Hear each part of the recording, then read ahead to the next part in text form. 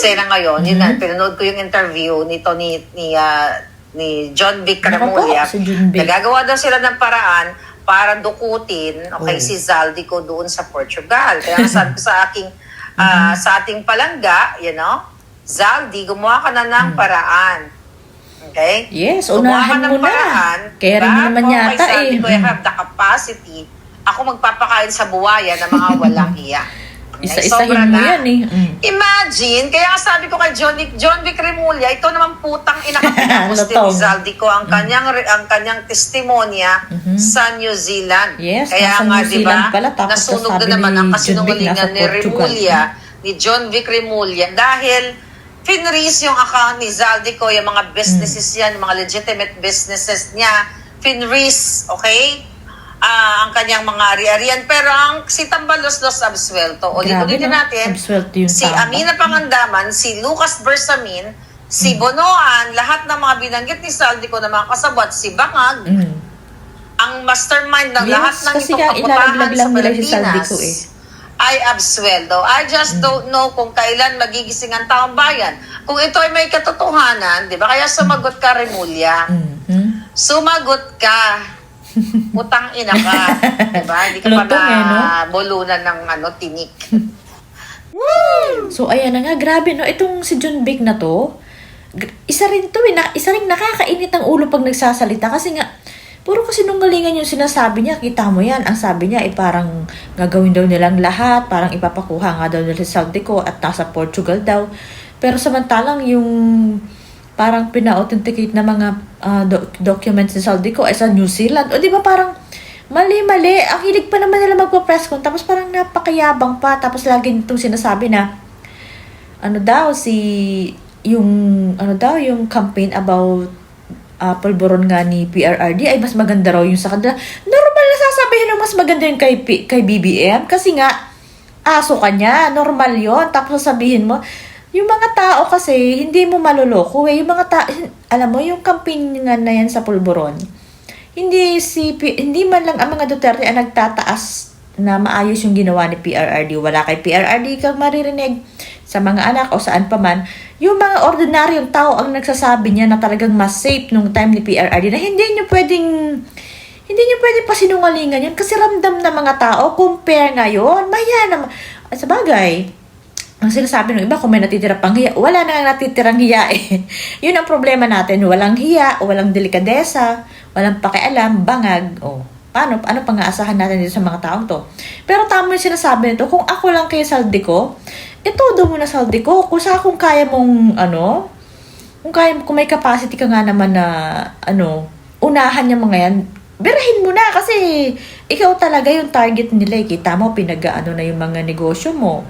Talagang ipapakuha ka. Ikaw kasi talaga yung plano nila na idiin.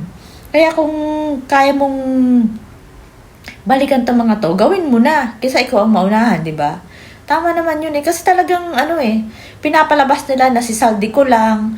Imposible. Akalain mo sila Bersamin, sina Pangandaman, yung dating Yusek na si Bunuan. Tapos yan si BBM at si Romualdez, mga absuelto. Tapos ang ilalaglag nyo lang si Zaldico, samantalang hindi naman yan makakakilos nang hindi alam ni Romualdez or ni BBM at saka ni BBM.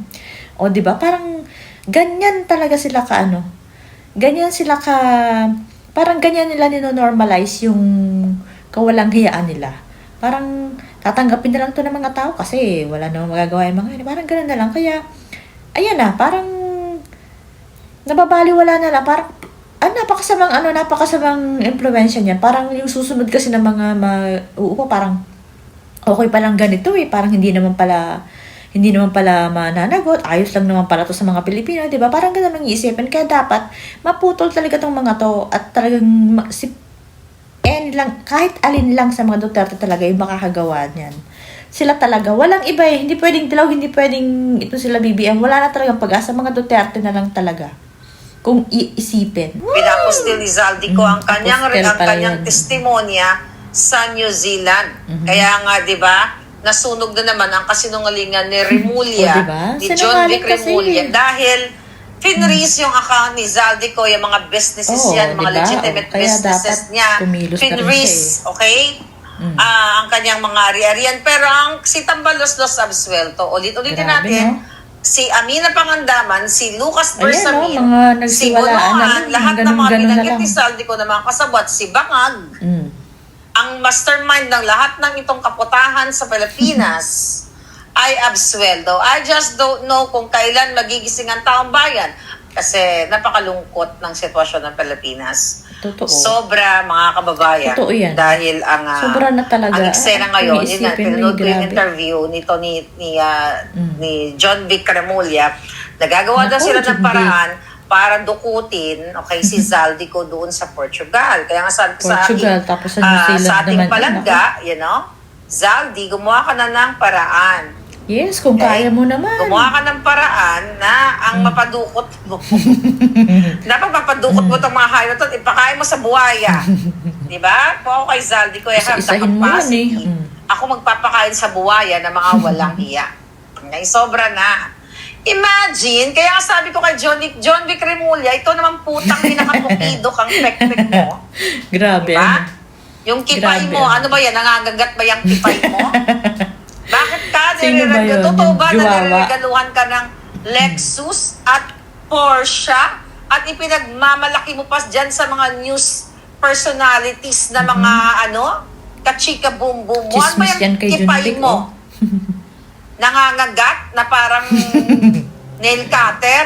Di ba? Kinakagat ba yung boto ng mga boto? Grabe talaga. Nakakalungkot lang, mga kababayan, na talagang ang ugat ng korupsyon sa ating bayan ay hindi natatapos. Kung Ay, ito ay hindi may talaga. katotohanan, di ba? Kaya sumagot ka, Remulla. Sumagot ka. Putang ina ka. Di ba? Hindi ka pa na Grabe, no? bulunan ng tinik. Anyway, wala naman sana kaming issue kung magregalo ka ng mga bilat dyan. Ang problema, puro ka kasinungalingan. Puro kayo kasinungalingan. Yes. Na inabsuelto nyo na si Tambalos-Los. Pero expected na natin yan, mga palangga. Kaya nga Yes, sabi totoo ko, yan. Kasi hawak naman ng Congress. dapat talaga Hawak kumilos lahat ng yan. taong bayan. Saan ka nakakakita na ang Speaker of the House na pinaka-powerful dyan sa Yes, Maletagang true. House na yan, okay, ay inabsuelto. Kasi baka gusto nyo pang antayin. Sabi ko nga, na dumagundong Oo nga, no. Ba't okay? Pinahirap kasi nila ang mga tao, kaya halos. ng isang malaking Pagkain bomba, na naman, pagsabog. hirapan pa eh. O kailangan nyo pa magbuwis ng buhay para kayo kumilos. My God. Alalahan natin si si paring Saldi ko. Kung pare ko na yan ngayon eh. Pare, baka naman gusto mo ipakain sa pating yung mga hayop na Oo yan. nga, isa-isahin Ako mo. ba kay Saldi ko? Kung ako sa kanya, pinakain ko na sa pating yung mga yan. Ay, nako. Tapon sa gitna ng Anyway, dagat. mga kababayan, yun nga ang pinagmamalaki ni John Vic Remulla. Nagagawa na siya ng paraan, ganyan-ganyan. Tapos doon sa interview, tinanong kung nasa na si Atong Ang. Sabi Oo niya, nga, bibili puro daw sila ano ng yan, drone puro ka-ingkingan. para mahanap si Atong Ang. Drone na nakikita daw yung... Naku po, anong petsa na nun sa Pilipinas pa nga lang, di ba nga nakakaalis O yung, yan eh. yung drone na yon na kahit daw loob-loob ng bahay, makikita. Ito mga putang ina to, pinagluloko tayo. Yes, Mga kababayan, kung gusto nilang hulihin, kung totoong nandiyan pa sa loob ng Pilipinas, Si Bantagay, madali nila lang makuha hulihin. eh. Mahirap kasi, hindi talaga mahuhuli kung hindi mo Yun uhulihin. pa kaya, may resources Di ba? yun. So yan, kaya sabi ko sa inyo, binababoy na kayong lahat, tapos Sobra sasabihin ng talaga, mga hayop sobra na talaga. itong si Remulla ng gagong jololis na to, na bumababa o bumaba na ang crime rate sa Pilipinas. So ayun na nga, 'di ba? Talagang sobra-sobra na ang ginagawa ng mga tao. Tuwing magsasalita sila, puro kasinungalingan, tapos pinaglolo ko na lang nila yung mga tao. Parang puro ang gaganda ng mga sinasabi nila na wala naman kahit na anong totoo doon sa mga pinagyayaw nila sa media. Tapos ang hilig-hilig pa nilang magpa-media, yun sa bagay, yun yung way nila para kunyari ibang mukha silang magaling. Mukhang totoo yung sinasabi nila. Ay wala na, hindi na kayo paniniwalaan ng mga tao. Yung parang sinasabi mo na ang baba na ng crime rate sa Pilipinas. Naku po! Kalat yung mga batang kawawa naman, nawawala na lang. O kaya naman natatagpuan na lang nakahandusay dyan. Inano pa, ginahasa pa, yung mga ganyan. Tapos yung sinasabi mo na pulburon na mas maayos yung kay BBM. Walang maniniwala sa'yo. Sarili mo lang ang niluloko mo rin. Sa totoo lang sa mga pinagagap. Sa bagay, mga ganyan naman ang style nyo eh. Parang tuwa kayong paniwalaan yung sarili nyo kasinungalingan kahit alam ng mga tao na nagsisinungaling kayo. Ganun ang ano nila. Akalain mo, si Saldico ay sa New Zealand pala siya, nandun pala siya sa New Zealand. Tapos ang sabi ito ipapakuha daw ay sa Portugal nga. Tapos ganyan yung mga style nila. Tapos sinasabi na, ang dami nila doon sa mga case na nangyayari. Si Atong Anga na yan, sabi ano rin daw, surveillance, may mga drone pang sinasabi. Si Bantag nga, ang tagal-tagal na, hindi nyo makuha. Yan pa kaya, ay may resources yun.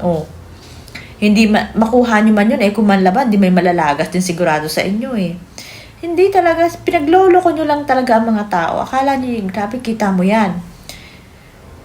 Yung yung pinaglolokohan ngayon na sinasabi niya, talagang kahit mali talaga ngayon, talagang tinatawid pa rin nila na wala lang, parang kahit sabihin nila, wala lang, kasi wala namang papalagi, parang ganun, parang kahit sabihin nito, okay lang naman parang ganun. Katulad niya, sinasabi natin, clear, hindi pa daw crisis, hindi wala pa daw oil crisis. Grabe, paano mo nasabi yan? Ang taas na nga ng lahat apektado na. Tapos ganyan pa rin. Alam mo yung parang sinasabi nyo sa mga, binubulang nyo, tinatangan nyo yung mga tao, sasabihin nyo na, hindi, kulay-pula yan, kahit kulay asul naman, di ba? Ganyan nyo talaga tinatangan yung mga tao. Kawawa naman, kasi nga, syempre, naghahanap tayo na bakit parang hinahayaan to ng mga tao? Kasi nga, pinahirap nila, ginutom nila yung mga tao na kailangan muna nilang magtrabaho para makakain kesa yung parang magreklamo sa gobyerno, parang ganon. Tapos yun nga, may konting ayuda. Yun lang, parang ganon. Nagugulat nga yung iba kasi ang akala nila, mga Pilipino matatapang din. Kasi nga may mga EDSA 1 and 2, ganyan na tayo. Pero bakit ngayon, parang, ano bang nangyari ngayon? Naharap-harapan na sobra. Ito ang pinakamalala sa lahat. Malala pa dun sa ama niya. Yun nga. Kasi nung time na yun, nagwawala din kasi yung mga makakaliwa. Ngayon, kakampi nila. So, wala nang dyan. Walang maasahan. So, yung matitinong tao naman, puro mga peace, puro mga sa legal natin nadaanin. Hindi nga ganun yung kalaban mo. Ang hirap ng ganun. Legal kayo ng legal. Hawak naman nila lahat. Paano? Di ba parang nawawala.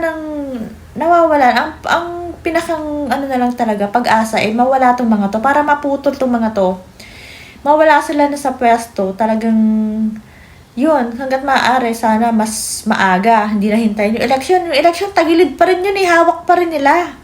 Kahit anong pagwawala ng mga tao, hawak pa rin nila. At saka pag na-declare naman na panalo, kahit nagdaya, wala pa sa history ng Pilipinas na may nagreklamong dinaya sila na na napalitan. Meron na ba? Dito yata sa time ni Bangag, parang meron, no? Meron yung mga inaalis nila sa pwesto na hindi nila kaalyado. Yan, meron sila. Yan, ginawa nila ngayon. Pero, yung mga noon pa, paano yan, diba? Kung sila pa rin, walang pag-asa talaga. Kung magreklamo ka man, kung sila pa rin yung nanalo, paano ka, diba? Parang nakakawala ng pag-asa. Kaya hindi na dapat mag-election. Tama yung sinasabi nila, Atty. Harry Roque na. Hindi na dapat pabutin sa election kasi tagilid pa yun Hindi mapapagkatiwalaan tong gobyerno to. Ang dumi nila maglaro at lumaban. Diba? Gagawin nila lahat para hindi sila managot. So, dapat talaga mawala na tong mga to. Malay nyo nga naman, bigla na lang hindi magising yan. Yari lahat ng mga buhaya na yan.